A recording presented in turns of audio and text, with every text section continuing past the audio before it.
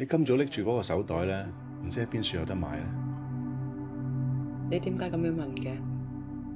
冇，我見個款幾骨子，想買一個送俾我太太啫嘛。過兩日佢生日，又唔知買咩俾佢好。你可唔可以幫我買一個啊？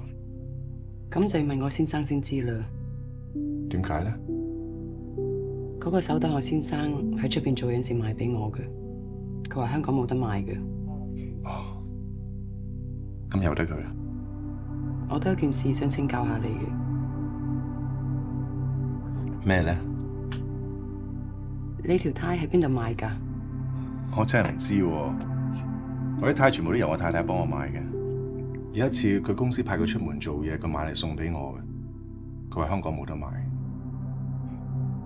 又會咁巧嘅嗬？係咯。